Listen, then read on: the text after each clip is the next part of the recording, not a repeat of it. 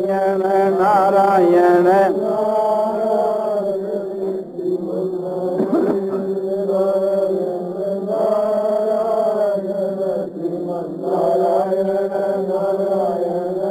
आनंदमय आनंदमय आनंदमय आनंदमय। इससे भगवान के भाव की बात कही और साथ साथ में उसे का जो है प्रभाव है और उसकी जो सुहृदता है यानी दयालुता है और क्षण के बीच के मां भगवान मिल सकते हैं, ये कई एक बात एक प्रकार से भगवान के विषय की बतलाई। इसी प्रकार से समझो कि महापुरुषों को जो भाव है उनको समझ में आ जावे तो एक प्रकार से उसी प्रकार से आपनो कल्याण हो जावे कि जैसे भगवान के भाव के समझने से मनुष्य को कल्याण हो जाए। क्योंकि जब भगवान कहते हैं कि जो महापुरुष है वो मेरा स्वरूप ही है, मेरी आत्मा ही है, तो भगवान तो एक प्रकार से थी समझो कि अपने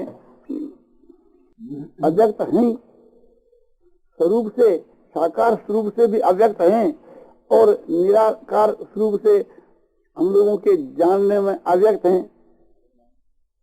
सूक्ष्म अद्विज्ञेय, भगवान का स्वरूप सूक्ष्म होने के कारण से अविज्ञेय है, वो जानने के में नहीं आता है। और सूक्ष्म दृष्टि पुरुष सूक्ष्म बुद्धि के द्वारा उसका अनुभव करते हैं। तो ऐसे जो ज्ञानी जो होते हैं वे सूक्ष्म दृष्टि जिनकी बुद्धि शुद्ध है, स्थिर हो गई है और जिनकी बुद्धि पवित्र है, वे उसे भगवान का साक्षात करते हैं। या जिनके हृदय का श्रद्धा है, विश्वास है, प्रेम है, वे भगवान के तत्वों को समझ जाते हैं। किंतु सूक्ष्म होने के कारण से भगवान का वह स्वरूप है जो सगुण निराकार शुद्ध के वहां प्रत्यक्ष व्यापक है, वह एक प्रकार से प्रत्यक्ष की जो अपने सब कोई को नहीं दिख रहा है, श्रद्धा की कमी और समझ की कमी के कारण से, और साकार रूप से तो प्रकट है ही। तो महात्मा पुरुषों का जो शरीर है वो साकार रूप से तो प्रकट है, ये तो अपने सुनिश्चित है। उनका जो वास्तविक जो स्वरूप है महात्माओं का वो हमारे अभिज्ञ है, वो तो भगवान का भी अभिज्ञ है, उसमें तो भगवान और महात्मा दोनों समान है। महात्मा के उसे समझो कि यथार्थ स्वरूप को हम जान जाएं तो परमात्मा के भी साथ ही जान जाएंगे, और परमात्मा के जान जाएंगे तो फिर खुद महात्मा हो जाएंगे, तो महात्मा के अपने जान जाएंगे। तो ये उल्टी सुविधा होती है। तो महापुरुषों के विषय में कहा जाता है तो बहुत उच्च कोटि के जो महापुरुष होते हैं वे अपने मान, बड़ाई, पूजा, सत्कार, प्रतिष्ठा इत्यादि की जो चीज है इसका एक प्रकार से व्यवहार के मां भी विरोध करते हैं और हृदय से भी विरोध करते हैं, अपने हृदय से भी विरोध करते हैं। क्योंकि बाहर की जो जितनी क्रिया है इसको दम भी आदमी भी कर सकता है, तो संसार के मां दम फैल जाता है। समझो कि जैसे समझो कि स्वामी जी जो है और मुझको समझो कि एक महात्मा मान लिया और महात्मा मान कर करके और समझो कि बोला कि जय दयाल भिक्षा दे दे तो ठीक है, उनका हाथ की भिक्षा मिल जा, और समझो कि वह अपने हाथ की भिक्षा अपने चौके से स्वामी जी को दे दी, और ये समझा कि जय दयाल महात्मा है, उसके हाथ की भिक्षा होने से उसमें आपने विशेषता मान करके और उस भिक्षा को पाई। और ये एक प्रकार से प्रचार किया कि भी उनके हाथ से जो चीज छुई जाती है, जो भी एक प्रकार से वो भी एक उसमें महानता हो जाती है। तो ये एक प्रकार की महानता का प्रचार हुआ। तो प्रचार हुआ तो फिर जो दम्भी पाखंडी जो महात्मा बने बैठे हैं एक प्रकार से वह एक प्रकार से समझो कि अपना प्रसाद बांटेंगे संसार के बीच के वहां कि हमारा प्रसाद है, तुम्हारी मुक्ति हो जाएगी। प्रसाद का तो ये रूप है कि जिसके भोजन करने से वास्तव के वहां कल्याण हो जावे, प्रसाद सर्व दुखानां हानि सब जाते प्रसन्न चेत बुद्धि परिवर्तित। प्रसाद जो है उससे चित्त की प्रसन्नता होती है, सात्विक प्रसन्नता होती है, उससे सारे दुखों का नाश हो जाता है, सब प्रकार के दुखों का नाश हो जाता है और परमात्मा के स्वरूप में उसके बुद्धि की स्थिति तुरंत हो जाती है। आज सुबह ने देरी को काम नहीं है, शीघ्र हो जाती है। तो ये तो होता नहीं, ये होता नहीं तो एक प्रकार से थी वो, एक प्रकार से महात्मा की जो महिमा है उसको वो गिरा रहा है, एक प्रकार से झूठा महात्मा बन सकते। महात्मा के प्रभाव को ये गिरा रहा है कि लोगों के में ये बात श्रद्धा पैदा कर रहा है कि शास्त्रों में तो ये बात लिखी है, किंतु एक प्रकार से थी जो महात्मा अपना प्रसाद दे दे हाथ से, उसको खाने के साथ उसकी मुक्ति हो जावे और उसको परमात्मा का ज्ञान हो जावे, ये एक प्रकार से थी थोड़ा हो जाता है। तो ये तो एक प्रकार से थी आपने किसी की श्रद्धा होती है तो हो जाता है, तो दोष तो अपना है और उससे रख देता है उसके ऊपर। तो इस प्रकार से संसार के वहाँ समझो दंभाचार का प्रचार हो जाता है। तो उस कोटि के जो महाजो पुरुष होते हैं वे इस दंभाचार को गुंजाइश नहीं देते, इसको मिटाने के लिए समझो कि ये बाहर की जो पूजा प्रतिष्ठा जो है एक प्रकार से अपने व्यक्तिगत के ऊपर उसको बर्दाश्त नहीं करते। वे एक प्रकार से ये समझते हैं कि भाई हमारे समझो कि चरणों का जल है, हमारे चरणों की जो धूड़ी है, या हमारे एक प्रकार से हाथ का जो प्रसाद है, या एक हमारे शरीर की जो पूजा है, हमारी जो उच्छिष्ट है उसको दूसरा भक्षण करने से उसी की मुक्ति हो जावे, इस प्रकार का जो ये प्रचार है, या एक प्रकार से अपने भगवान की जगह बढ़कर के अपने चरणों के ऊपर तुलसी चरणामृत पुष्प चढ़ाने से चढ़ाने वाले की मुक्ति हो जाती है, मैं उसके लायक हूँ, इस प्रकार से अपने में योग्यता स्थापना कर करके और समझो कि व्यक्तिगत महात्मा बढ़ करके जो पूजा का ग्रहण करता है वो भगवान को बर्दाश्त नहीं। आप गुरु बन करके करो, पिता बन करके करो, भगवान की कोई आपत्ति नहीं। आप एक प्रकार से किसी स्त्री का पति बन करके करो, कोई आपत्ति की बात नहीं। किंतु महात्मा बन करके अपने को ईश्वर के स्थान में स्थापन कर करके और ये करना आपका समझो बिल्कुल अन्याय, न्याय विरुद्ध अन्याय युक्त है। और ये ख्याल करना चाहिए जो इनका एक प्रकार से जो विरोध है वो विरोध केवल वचन से ही नहीं, क्रिया से भी, और केवल क्रिया से भी नहीं, अपने हृदय के भाव से भी। हमारे हृदय का ये भाव होगा कि ऐसा कोई हमारे साथ में कोई अत्याचार न करने पावे तो कोई नहीं कर सकेगा, और हमारे साथ में कोई ऐसा व्यवहार करता है तो एक प्रकार से थी हमारे भीतर का भाव वो नहीं, गुंजाइश है, नहीं तो कोई नहीं कर सकता। और यदि करता है तो तुम फिर महात्मा क्या हुई, तुम्हारा भी कुछ प्रभाव तो वहां से, नहीं तो तुम भी दम करते हो कि ऊपर से तो ना करते हो और भीतर से उसको स्वीकार करते हो, यही तो दम है। तो उच्च कोटि के जो पुरुष होते हैं एक प्रकार से थी इस विषय के बीच के में एक भीतर से भी मन सा बात करना सब प्रकार से उसका विरोध करते हैं कि उसका परिणाम बुरा समझ कर सकते, उसमें कोई हित नहीं होता। हम इसके विषय में कहा करते हैं कि भी देखो एक प्रकार से थी ये जो शास्त्रों में जो बात लिखी है कि महापुरुषों के दर्शन से, भाषण से, सफर से, वार्तालाप से, चिंतन से इत्यादि से उनका बड़ा प्रभाव होता है, ये ठीक है। ये जो बतलाया जाता है कि महात्मा की जो दृष्टि जहाँ तक पहुँचती है वो सब चीज पवित्र हो जाती है। महात्मा जो उस कोटि के जो पुरुष होते हैं वो चीज के साथ में, किसी चीज के साथ में अपना संबंध हो जाता है, समझो कि इस कमल के साथ में, घड़ी के साथ में, इसके साथ में, या कोई भी चीज के साथ में उनके शरीर का स्पर्श इत्यादि हो जाता है तो उसमें विलक्षणता आ जाती है, वो चीज भी ऐसी हो जाती है। और ये कहा जाता है कि किसी को महात्मा याद कर ले, स्मरण कर ले, तो उसे जिसको याद करते हैं उसे के ऊपर प्रभाव पड़ता है, उसकी आत्मा एक शुद्ध हो जाती है। और महात्मा को कोई याद कर ले तो उसके विषय के बीच में ये बात शास्त्रों में ऐसी बात आती है, ठीक है। तो वास्तव के ऐसे महात्मा कौन होते हैं कि भगवान के भेजे हुए जो महापुरुष संसार में, संसार के उद्धार के लिए आते हैं, उनमें ऐसी बात होया करती है बोले उनमें हुआ करती है, और यहाँ के जो साधन करते करते महात्मा बन जाए उसके मां भी ये बात हो सकती है क्या? तो बोले उसके भीतर के बीच के मां ये बात हो सकती है, किंतु उसका हम प्रचार नहीं करते। क्यों नहीं करते? कि बहुत से एक प्रकार से 30 माह पर झूठे महात्मा बनने के लिए तैयार हैं। तो ऐसे जो महापुरुष होते हैं एक प्रकार से उनके साथ के मां भी आपने विलक्षण भगवान व्यवहार करते हैं, और उसके मां आपने जितनी विलक्षणता भगवान ने लानी होती है लाते। तो ऐसे कोई पुरुष होते हैं, उच्च कोटि के महात्मा पुरुष होते हैं, उससे में भी भगवान अपना समझो कि अपना जो अधिकार है, अपने जो प्रभाव है उसको देकर के अपना काम करा सकते हैं।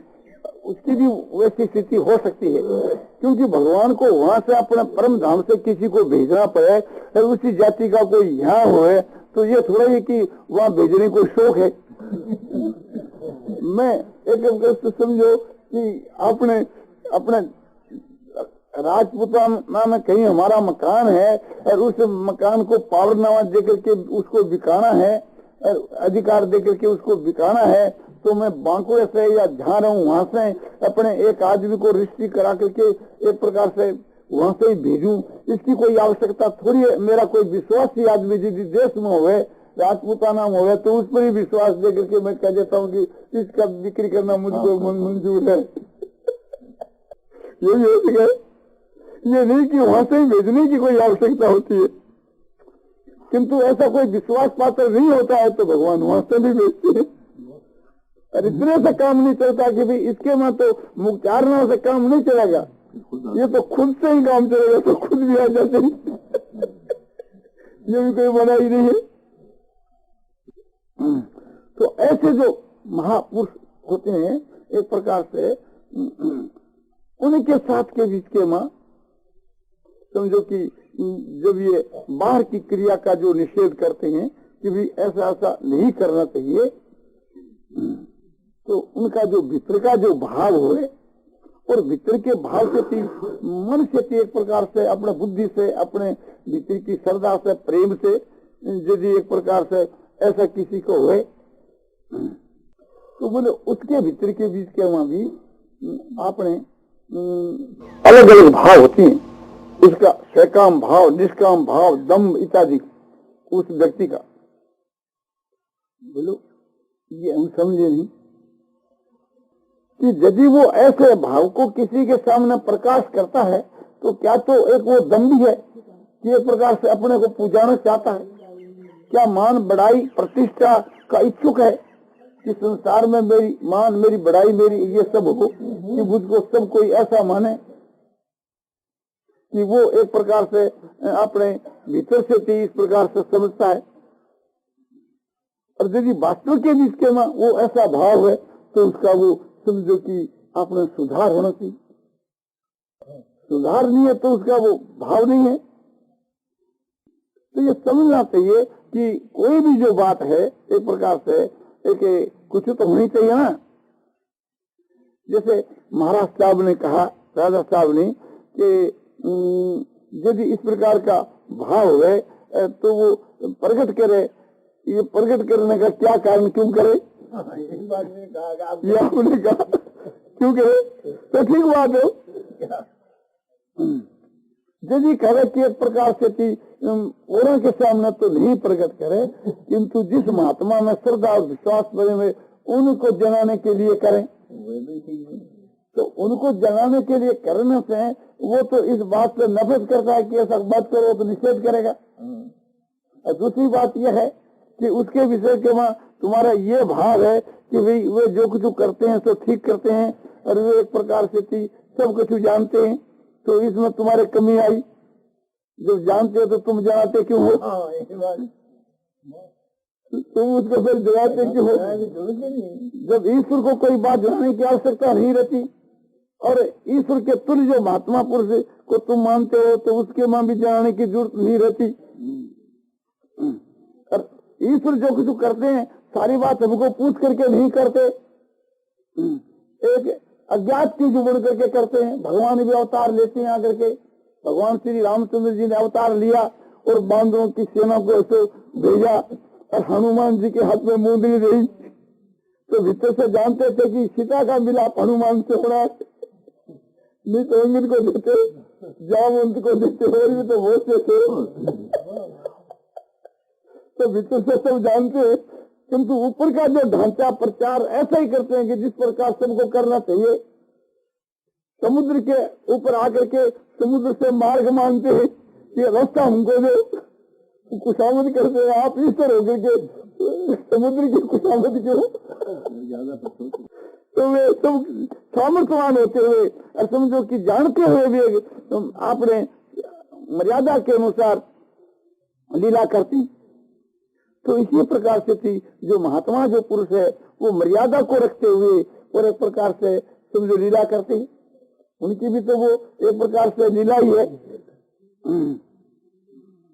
भगवान अर्जुन को कहते, वो श्लोकी मैंने आज प्रातः का इसको कहा था घनश्याम को, करुणा ये संसिद्धि मास्थिता जनका दे लोक संग्रह में वापी संग प्रसन्न करतूंगा। जनकादिक जो है एक प्रकार से थी अपने कर्मों के द्वारा ही, अपने निष्काम कर्मों के द्वारा ही अपने परम सिद्धि को प्राप्त हुई। और अर्जुन तुम्हारे को जो है शास्त्र की मर्यादा के अनुसार कर्मों का आचरण करना चाहिए। किस लिए? लोक संग्रह के लिए, लोक मर्यादा के लिए। तो लोक संग्रह क्या कि जैसे भगवान एक प्रकार से लोक संग्रह के लिए कर रही, भगवान कहते हैं कि मेरे लिए तीनों लोकों में कुछ भी कर्तव्य नहीं, तभी मैं एक प्रकार से कर्मों के बाद बढ़ता हूँ। मुझको कोई चीज प्राप्त नहीं करनी है, क्यों मैं आप कहा हूँ, सब कुछ मुझको प्राप्त है। और समझो कि न कोई मेरे लिए कोई कर्तव्य है, और फिर भी मैं समझो कि आपने शास्त्र की विधि के अनुसार मर्यादा के अनुसार कर्म करता हूँ, सावधान हुआ कर्म करता हूँ। तो इसी प्रकार से थी तुमको भी सावधान हुए अपने कर्म करना चाहिए। लोक संग्रह क्या कि लोग जो है एक प्रकार से थी शास्त्र के विपरीत मार्ग में जो जा रहे हैं उनको प्रोत्साहन मिलेगा। जब तुम्हारे में शास्त्र की विधि के अनुकूल कर्म नहीं मिलेंगे तो, और जो एक प्रकार से थी सतमार्ग में चलना चाहते हैं, तुम सतमार्ग में चलोगे तो उनको मदद मिलेगी, उनको मदद मिलेगी। तो भगवान का कहना ठीक है कि अपने यदि तू यह समझता हो कि भगवान मेरे प्रेमी, भगवान एक प्रकार से मेरे मालिक, भगवान की मुझको प्राप्ति हो गई, ऐसी परिस्थिति के बीच के मेरे द्वारा शास्त्र के अनुकूल कर्म हुए तो क्या और नहीं हुए तो क्या। मान लो थोड़ी बार के वास्ते तुम्हारे को कुछ भी कर्तव्य नहीं है, तुम मेरे ऐसे प्रभाव को जानने वाले हो, तो भी तुम्हारे को लोक संग्रह के वास्ते कर्म करना चाहिए। अपने उदाहरण देने, अपना उदाहरण लेकर के समझाते हैं। थोड़ी बार के लिए ख्याल करो कि मैं लोगों को कहूंगा कि एक प्रकार से ऐसा करना चाहिए, ऐसा करना चाहिए, इस प्रकार से चलना चाहिए। क्यों? किंतु हमारे पास के बीच के जो हमारे से प्रेम करने वाले जो हमारे मित्र समझे जाते हैं, समझे जैसे घनश्याम है, जैसे एक प्रकार से थी स्वामी जी हो, एक बद्रीदास जी गोविंद का हो, एक आपने ज्वाला प्रसाद जी, या जितने जो एक प्रकार से समझो कि हमारे जो प्रेमी हैं, उनके विषय में जैसा लोग आशा करते हैं और वो उसमें कमी देखेंगे, तो कमी देखेंगे तो एक प्रकार से थी समझो कि उन पर भी दोष आवेगा और मेरे पर भी दोष आवेगा। तो एक प्रकार से जो शास्त्र के विपरीत मार्ग में चलने वाले जो हैं, भगवान की भक्ति से जो रहित जो पुरुष हैं, उनको एक प्रकार से थी आपने वो एक प्रोत्साहन दे रहा है कि जो आदमी एक प्रकार से थी जिसको जैसा बनना चाहिए ऐसा नहीं बनता है, वो एक प्रकार से थी वास्तव के भीतर के बीच के अपने उसमें जो कमी है उस कमी का असर दूसरों में पड़ेगा, उसमें जो अच्छी चीज है उसका इतना नहीं पड़ेगा। मैं लोगों को कहूंगा कि भी ब्लैक मार्केट नहीं करना चाहिए, एक प्रकार से सेल टिकट की चोरी नहीं करनी चाहिए, इनकम की चोरी नहीं करनी चाहिए। तो व्यापार जो है सच्चाई के साथ में करना चाहिए। व्यापार के में झूठ, कपट, चोरी, बेईमानी का व्यवहार नहीं होना चाहिए। और हमारा जो व्यापार है, यानी हमारी दुकान का जो व्यापार है, जिसके वहाँ हमारे भाई लोग जो व्यापार करते हैं, और उस व्यापार के बीच के वहाँ ये सब दोष उनको देखने के लिए मिलेंगे। और उनमें तो संसार के आदमियों में तो दोष है ही, तो वे अपने दोषों की रक्षा के वास्ते उनकी आड़ लेंगे कि देखो उनके काम में भी ये दोष आता है। और उस दोष का एक प्रकार से कलंक केवल उन पर ही नहीं, हमारे पर भी लगाएंगे। जब एक उनके ऊपर ही आपका प्रभाव नहीं पड़े तो हमारे पर फिर कैसे पड़ सकता है? जो पड़ सकता है।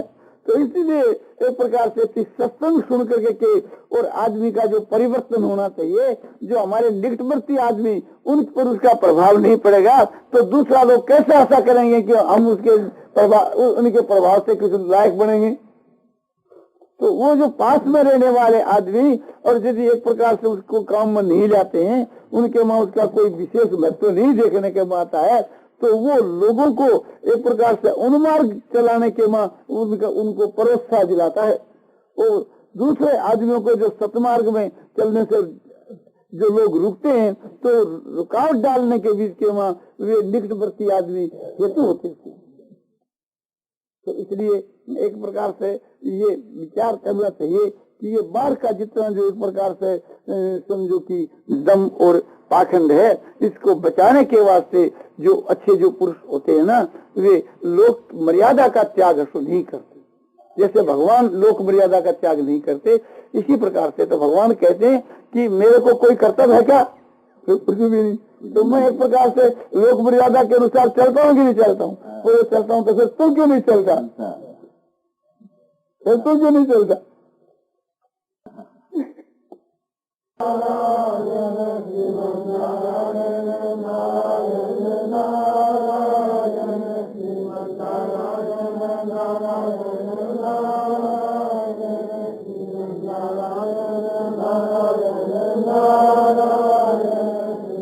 नारायण नारायण नारायण श्रीमन नारायण नारायण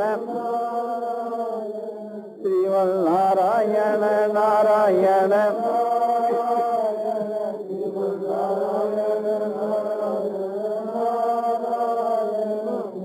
नारायण नारायण नारायण श्रीमन नारायण नारायण आनंदमय आनंदमय आनंदमय आनंदमय।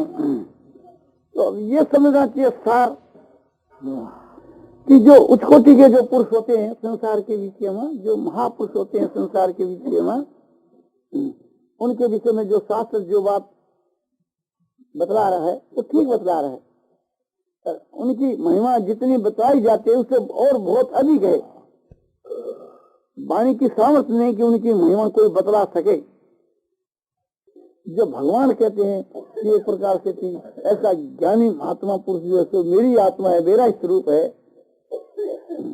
तो उसकी कितनी महिमा आप बतलाओ। एक प्रकार से वास्तव के मां उसकी महिमा कोई बतला नहीं सकता। जब उनकी ऐसी महिमा है तो ऐसी महिमा को हम लोग सुनते हैं और सुन करके जब उसको आप समझ जाएंगे और मान लेंगे तो हमारी उसी वक्त के मां दशा बदल जाएगी, हमारा जीवन एकदम बदल जाएगा। उसी समय के बीच के मां हमारा जीवन बदल जाएगा। जैसे भगवान को सूर्य जानने से थी और समझो कि आप वास्तु के मां उसका जीवन बदल जाता है। भगवान के दया और प्रेम के तत्वों को समझ करके और उस पर श्रद्धा कर लेता है, विश्वास कर लेता है, तो एक प्रकार से थी समझो कि तुरंत भगवान को जान जाता है और परम शांति को प्राप्त हो जाता है। उसी प्रकार से थी उसी के माफक समझो कि उनको लाभ होना चाहिए, उनकी अवस्था बदल जानी चाहिए। यदि उसकी अवस्था नहीं बदलती है तो ये समझना चाहिए कि उसके समझ की गलती है, और समझ की गलती है तो श्रद्धा की गलती कायम होती है। जब श्रद्धा की गलती है और आपने उसकी गलती है तो महात्मा क्या चीज होती है इसके प्रभाव को वो नहीं जानता, सुनता है किंतु उसको जानता नहीं। जब महात्मा के प्रभाव को जान जाता है और महात्मा के गुणों को जान जाता है, महात्मा के स्वभाव को जान जाता है, तो क्या वो एक क्षण भी महात्मा से अलग होकर रह सकता है? और क्या एक प्रकार से उसको परमात्मा की प्राप्ति से कभी वो वंचित रह सके? क्या उस बात को वो बर्दाश्त कर सके कि परमात्मा से वंचित रहने के भाव को? तो उसकी अवस्था ही एकदम समझो की बदल जाती है। तो एक ये बात समझ लेनी चाहिए कि जो उच्च कोटि के जो महात्मा जो पुरुष होते हैं उनके बीच के वहां समझो कि कोई व्यक्तिगत स्वार्थ नहीं रहता। उनके द्वारा होने वाली क्रिया का होना न होना एक प्रकार से कि समझो कि शास्त्र का कोई भी एक प्रकार से उसको नहीं है कि ऐसा करना ऐसा नहीं करना। उससे कोई शास्त्र ऊंचा नहीं है कि जो शास्त्र उसको अपने मर्यादा से बांधे, वही शास्त्र की मर्यादा रखता है, वही शास्त्र को आदर देता है कि भैया शास्त्र में ये बात लिखी है। अपने वचनों से भी बढ़कर के शास्त्र को आदर देता है। और वास्तव के बीच के वहां शास्त्र है क्या? उन महापुरुषों के वचनों का नाम ही शास्त्र। गीता है क्या? भगवान का वचन। भगवान क्या है कि महापुरुष तो बताया कि भी ऐसा जो कोई महात्मा पुरुष है उसके वास्ते कोई कर्तव्य नहीं है, और वो जो कुछ करता है वही वास्तव के बीच में शास्त्र है। नहीं ना करते ना कष्ट